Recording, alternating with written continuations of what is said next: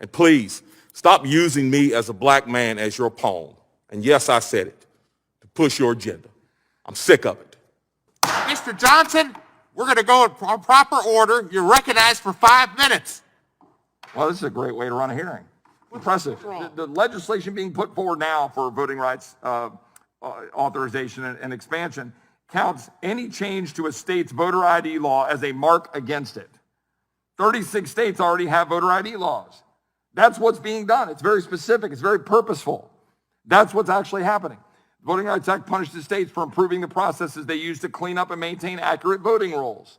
They're making that an actual element, and they're trying to compare that, making sure that voting rolls, which have currently massive numbers of dead people registered, people who aren't in state, people who have moved, where you can't have faith in the voting rolls, somehow that is going to be made equivalent to the Jim Crow South, for which the Voting Rights Act was so important in 1965. And it undermines the Voting Rights Act to suggest, as Senator Durbin did, that if you oppose Section 5 preclearance and you opposed the absurdity of basing Section 5 preclearance on 40-year-old data, that somehow you're against the Voting Rights Act. That's what happens. Those are the political talking points. And I would just ask our witness and the Lieutenant Governor from North Carolina if you could help me understand. Was the 13th, 14th, and 15th Amendments to the United States Constitution passed and moved by Republicans or Democrats? Right. And was the movement to put your microphone on, sir? That would be Republicans. Was the move for the 64 Civil Rights Act and 65 Voting Rights Act led heavily by Republicans or Democrats? That would be Republicans. And so as we sit here today, and as we're being accused by many of our colleagues on the other side of the aisle of wanting to somehow perpetuate the Jim Crow South, when in fact what we're trying to do is perpetuate laws that you can believe in, that you've so eloquently discussed, do you see any merit in that whatsoever? Absolutely not. And just if I have a moment just to add something, when you talk about that history is clear.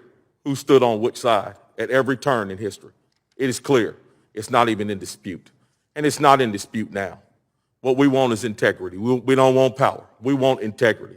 We want the right thing to be done. We want to encourage citizens to be responsible. We want to have the best election system in the world. In the world. Third world countries, places like India where the poverty rate is staggering, they have to show that finger when they go vote.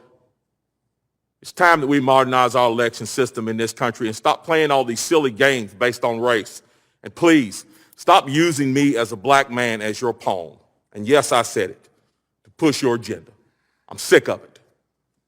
It happened a long time ago in this country, and I'm tired. Chairman, I would ask that the witness answer the question. His time has expired. Mr. Chairman, Mr. Chairman, Mr. Chairman, I just have a unanimous consent request to insert something in the record. Unanimous consent to insert something in the record. Consent request. 5 minutes, Mr. Johnson. You've already said that we could enter that in the record. You said it in your opening, Mr. Chairman. What changed? Mr. Johnson, can you hear me? So we're not going to insert something in the record?